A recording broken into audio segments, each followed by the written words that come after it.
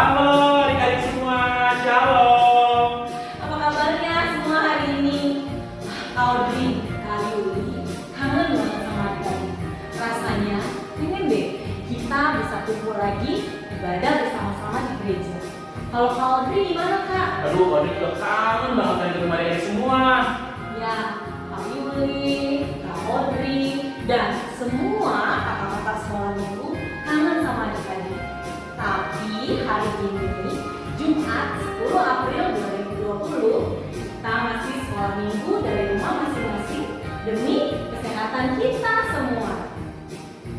Hari ini juga kita bersama-sama akan mengenang kembali kasih Tuhan Yesus yang menebus dosa-dosa kita melalui kematiannya. Mari bersaat teduh sejenak sebelum kita memulai ibadah.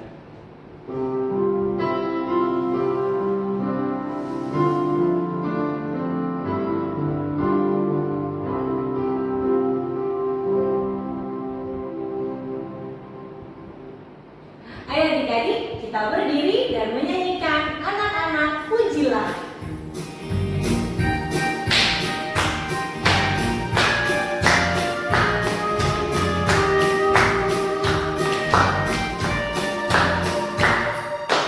Anak-anak pujilah nama Tuhan yang esa, puji Bapa, Anak, Roh Maha Esa.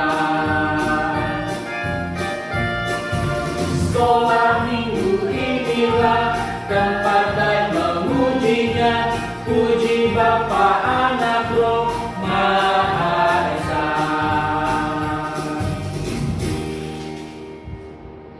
Tuhan Yesus bersama kita dan pasti menolong kita. Amin. Salam dari Tuhan Yesus. Dia senang kita ada di sini. Salam juga. Adik-adik, silakan duduk. Adik-adik, hari ini disebut Jumat Agung. Kak ini tahu nggak kenapa disebut Jumat Agung? Karena di hari Jumat ini Tuhan Yesus mati di kayu salib di Bukit Golgota. Karena kasih-Nya, Ia menebus kita dari dosa. Untuk mengingat penderitaan Tuhan Yesus, mari kita nyanyikan di Golgota.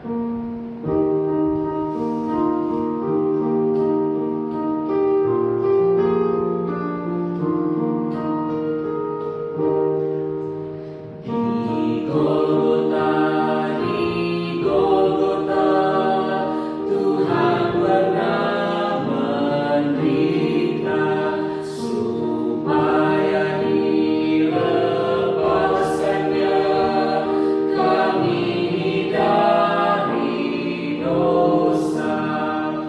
Kematian ditanggungnya di atas salib tersisa di Golgota, Tuhan pernah menderita. Mari adik-adik, kita menundukkan kepala, kita mau mengakui kesalahan kita dan memohon kasih Tuhan Yesus yang sudah mati di kayu salib untuk menghapus dosa kita. Kita akan berdoa dengan melakukan banyak perbuatan. Lipat tangan, tutup mata. Banyak perbuatan menyanyikan Tuhan, tak turut selalu perintah Bapa Ibu. Semua itu Tuhan sangat ku sesalkan, ajarku selalu turut kehendak-Mu. Tolong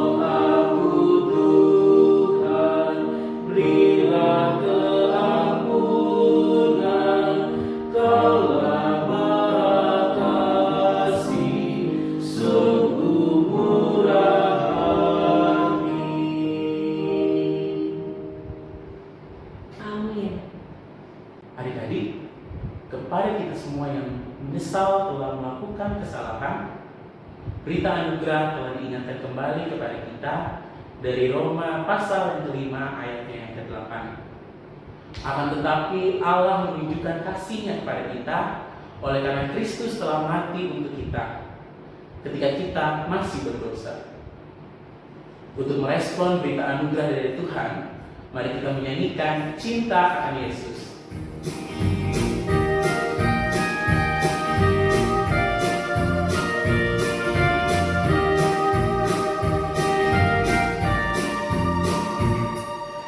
Cinta akan Yesus tak berarti hanya nyanyi dan doa. Kita harus juga baik hati dan menurut perintahnya. Cinta akan Yesus pun berarti harus buang yang jelek. Kita berusaha tiap hari jadi orang yang benar. Adik-adik, dengarkan petunjuk hidup baru dari Efesus 5 ayat 2. Dan hiduplah di dalam kasih sebagaimana Kristus Yesus juga telah mengasihi kamu dan telah menyerahkan dirinya untuk kita sebagai persembahan dan korban yang harum bagi Allah. Mari kita bersyukur kepada Allah melalui Mazmur 42 ayat 6b. Aku berharap kepada Allah, maka aku akan bersyukur lagi kepadanya, kepada Allahku dan penyelamatku. Adik-adik, sekarang kita mau mendengarkan firman Tuhan. Firman Tuhan itu ada dalam Alkitab kan, Kak Audrey? Betul, Kak Yuli. Ada loh lagunya. Yuk adik-adik, kita berdiri dan menyanyi Alkitab buku terindah.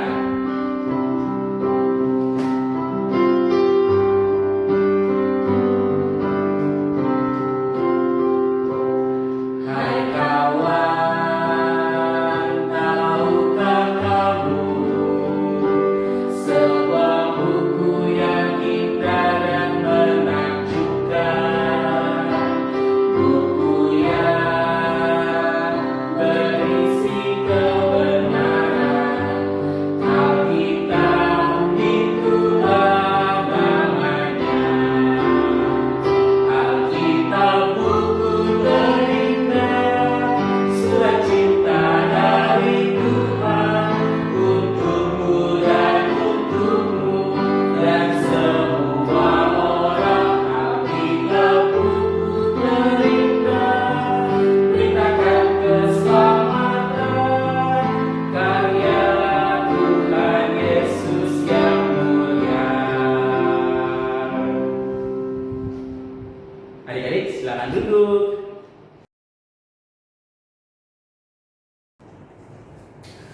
Adik-adik, tiba saatnya kita membaca dan merenungkan firman Tuhan.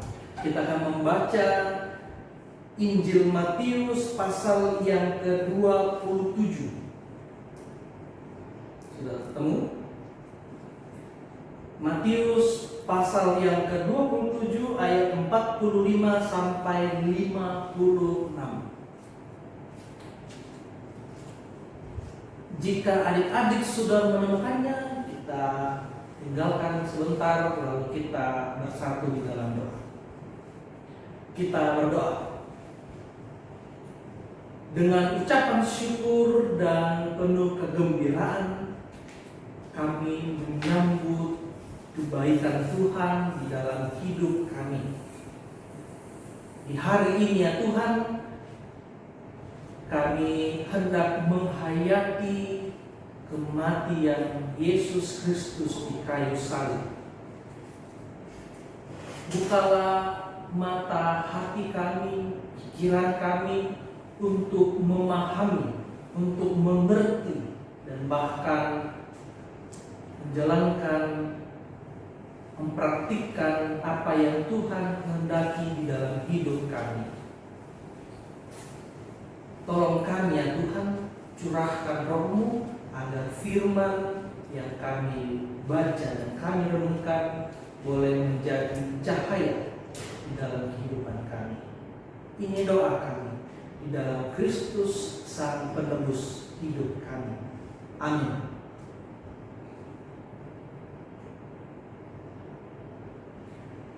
Injil Matius pasal 27 ayat 45 sampai yang ke-56. Saya akan baca dan teman-teman mengikutinya dan membacanya di dalam hati.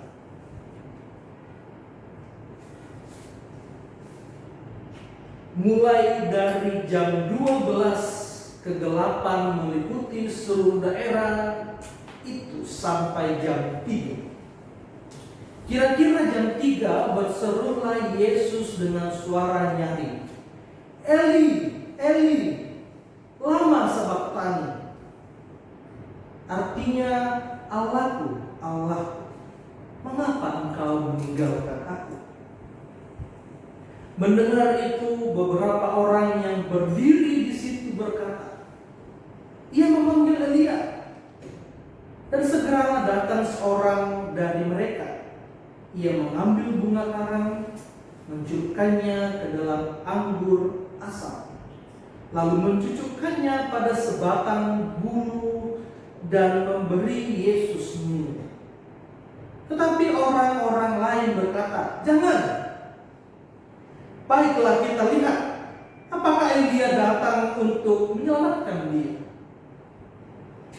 Yesus berseru pula dengan suara nyaring lalu menyerahkan nyawanya. Dan lihatlah, tabir bait suci terbelah dua dari atas sampai ke bawah, dan terjadilah gempa bumi, dan bukit-bukit batu terbelah, dan kuburan-kuburan terbuka, dan banyak orang kudus yang telah meninggal bangkit. Dan sesudah kebangkitan Yesus, mereka pun keluar dari kubur, lalu masuk ke kota kudus dan menempatkan diri kepada banyak orang.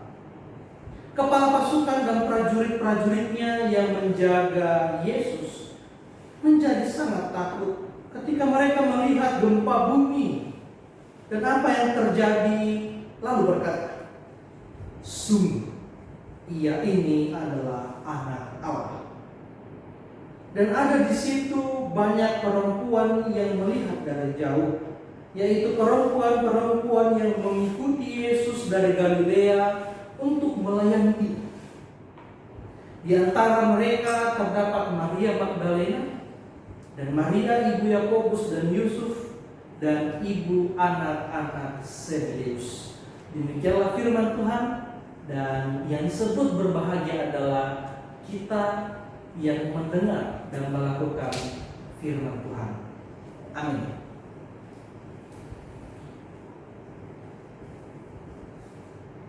Adik-adik yang dikasihi Tuhan, akan bertanya, hari-hari ini apa yang adik-adik rasakan? Dalam 2 minggu terakhir, apa yang adik-adik pikirkan? Apa yang adik-adik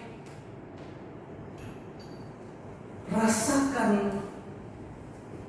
Apa yang bergejolak di dalam pikiran dan hati adik-adik?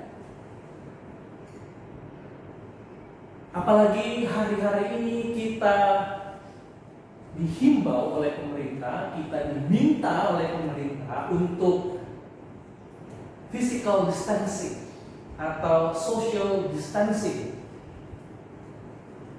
Artinya apa? Ngapain sih physical distancing itu? Ya tinggal di rumah, jaga jarak dengan orang, tidak boleh ikut kerumunan banyak orang, atau istilah lain work from home. Kalau saya sih bosan ya.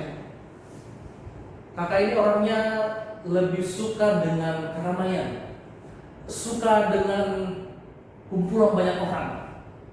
Kakak nggak terbiasa dengan duduk diam di rumah. Dan meskipun mengerjakan ini dan itu, tapi tidak terbiasa lama di dalam rumah. Akibatnya kakak cepat bosan, cepat bermalas-malasan, cepat untuk mengeluh, cepat untuk beruring-uringan. Adik-adik gimana? Di rumah apa sih yang adik-adik pikirkan? Apa yang adik-adik rasakan? Mungkin ada yang berpikir begini, asik sih, lagian kan gak ke sekolah. Seru sih, lebih senang di rumah. Mungkin juga ada adik-adik yang berpikir, asik nih gak ke gereja. Tapi mungkin juga ada yang berpikir, iya sih gak ke gereja, gak ke sekolah gitu. Tapi tugasnya makin nambah, numpuk. Gak kira-kira lagi gurunya ngasih tugas. Mungkin juga ada adik-adik yang berpikir bahwa gak seru, gak ketemu teman. Aku lebih suka ketemu teman-teman, lebih asik bermain sama teman-teman ketimbang di rumah. Mama sama papa gak apa-apain. Makan bersama aja gak pernah. Ke rumah cuma berasa gak ada orang, paling sama bibi.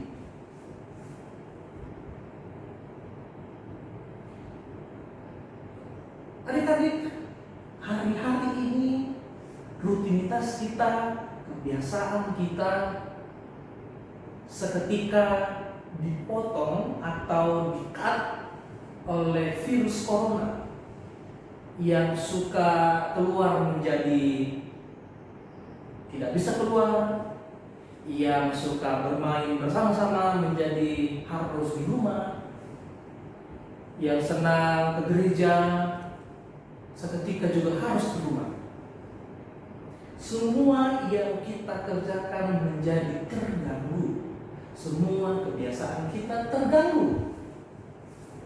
Nah, adik-adik, hari ini di hari Jumat yang agung ini kita merayakan apa? Kita menghayati apa? Yes, kematian Kristus.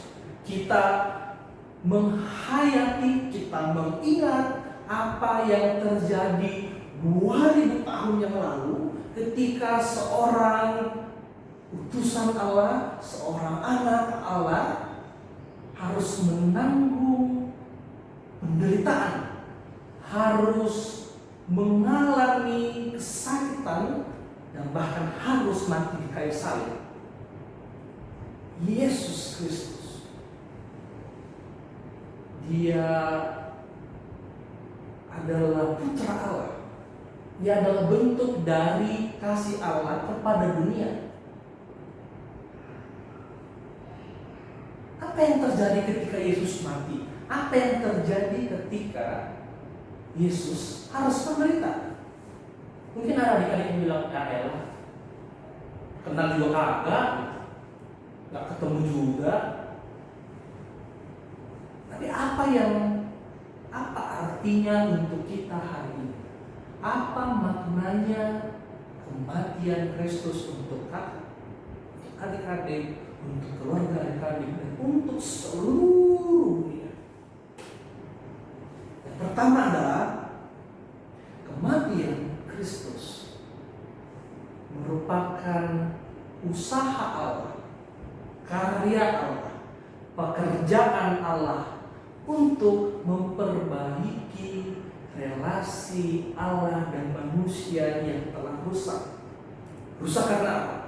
Karena dosa-dosa kita, dosa-dosa kakak, dosa adik-adik, dan semua dosa manusia di dunia ini. Manusia harusnya mati karena berbuat dosa. Harusnya kita terpisah dari Allah. Seharusnya kita tidak pantas mendapatkan kasih Allah karena kita berbuat salah, kita berbuat dosa, kita melawan apa yang Tuhan mau dalam hidup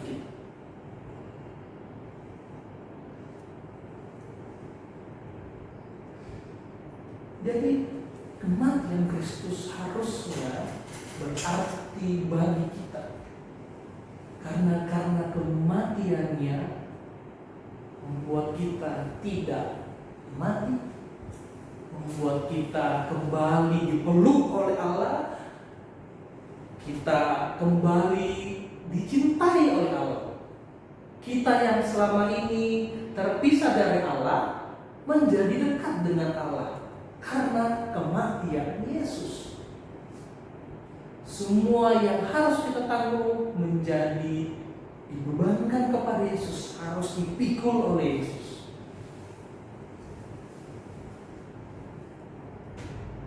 Nah, apa artinya untuk kita hari ini? Apa yang adik-adik, apa yang kakak bisa pelajari, apa yang kakak dan adik-adik bisa hayati dari kematian ini? Mungkin adik-adik berpikir bahwa sebelum corona ini mulai menjadi sesuatu yang besar, atau mungkin sebelumnya hanya ada di Wuhan di Cina dan sekarang ada di sini, mungkin ada di antara kita yang suka mengabaikan bapak mamanya di rumah. Ada yang tidak terlalu peduli sama adik-adiknya, sama abang-abangnya. Atau mungkin juga ada yang merasa tidak dipedulikan orang tua. Ada yang begitu. Dan jangan-jangan hari ini kematian Kristus itu memberikan kita kesempatan untuk memulihkan kembali, memperbaiki kembali relasi yang rusak dengan keluarga kita. Mungkin corona ini dipakai Tuhan juga untuk menolong kita menghayati kematian Kristus. Kristus yang memperbaiki hubungannya dengan dunia, kita pun dipanggil untuk memperbaiki hubungan kita dengan mama, dengan papa, dengan adik. Social distancing, physical distancing ini memaksa kita untuk tinggal di rumah. Bukankah itu kesempatan kita untuk bercerita dengan orang tua, bertanya kepada orang tua?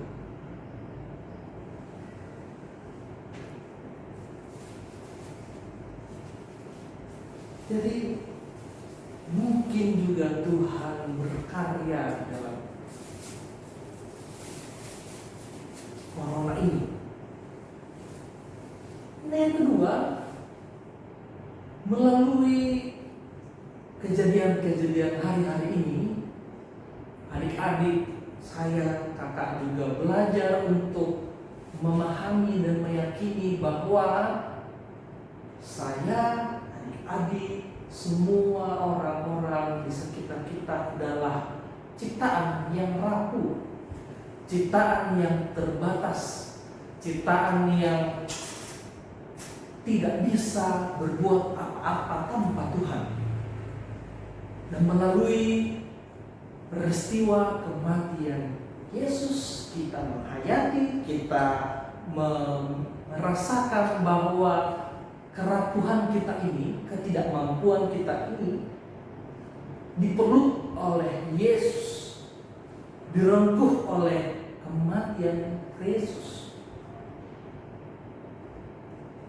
Dengan kata lain, tanpa Tuhan kita ini bukan apa-apa.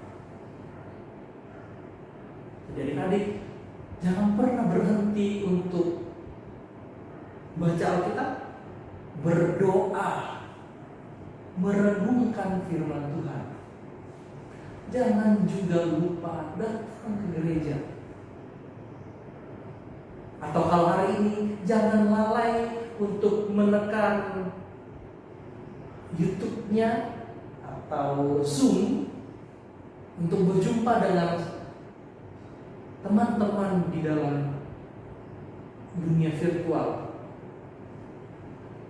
Ibadah, live streaming ibadah. Jadi jangan tinggalkan persekutuan, jangan berhenti membaca Alkitab dan berdoa. Karena kita ini terbatas, rapuh. Dan yang ketiga adalah melalui peristiwa itu juga kita menghayati bahwa Allah juga memberikan rahmat-Nya, anugerah-Nya untuk memulihkan alam ini, memulihkan lingkungan kita. Hari-hari kalian lihat nggak di Facebook, di Instagram, di sosial media lain ada meme yang membandingkan antara Jakarta sebelum Corona dan Jakarta setelah Corona. Lihat bedanya nggak? Lihat jelas perbedaannya kan. Sebelum Corona, sekali asap gitu, polusi di mana-mana. Jakarta seperti mendung setiap hari. Tapi ketika Corona muncul, physical distancing, work from home, rasanya langit Jakarta hari ini selalu ceria, selalu cerah. Langit kalau malam itu dipenuhi bintang-bintang.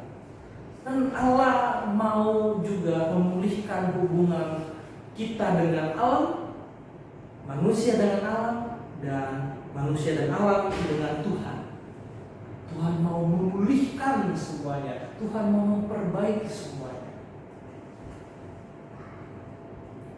Sebab itu, marilah kita, adik dan kakak, menghayati kematian Kristus sebagai rahmat anugerah Allah yang memberikan kita kesempatan untuk hidup baru. Selamat menghayati hari kematian Kristus. Amin.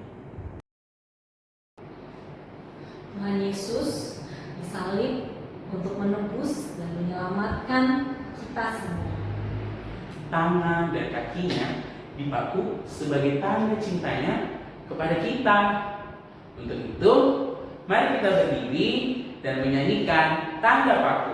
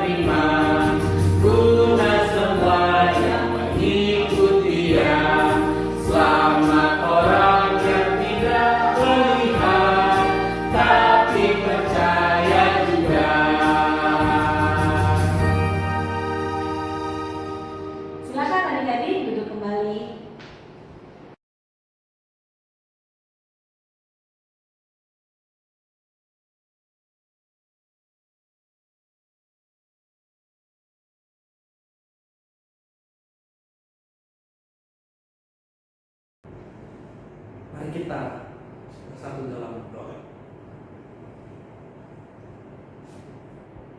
Ya Tuhan yang memelukkan dengan kasih, dengan cinta yang tidak ada habis-habisnya, kami bersyukur, kami menghayati kematian-Mu di kayu salib.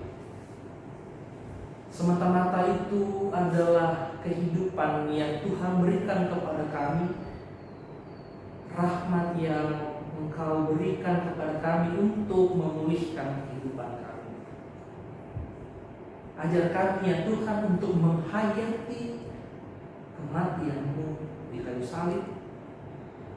Ajar kami untuk menghayatinya dalam keseharian kami, dalam hidup kami sehari-hari. Terkhusus karena hari-hari ini kami mengalami pandemi yang luar biasa. Biarlah di dalam kondisi yang berat ini kami tetap menghayati kematian-Mu sebagai rahmat yang Engkau berikan kepada kami.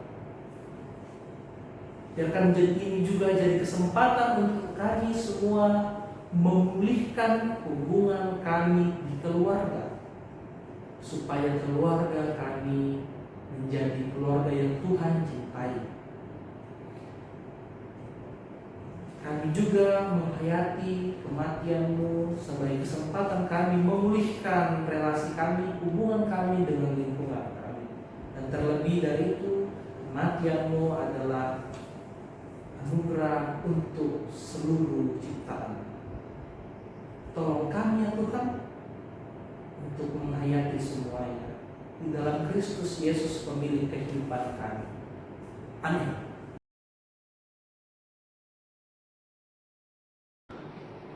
Adik-adik, mari kita berdiri dan menyanyi Aku Mau Mengerti.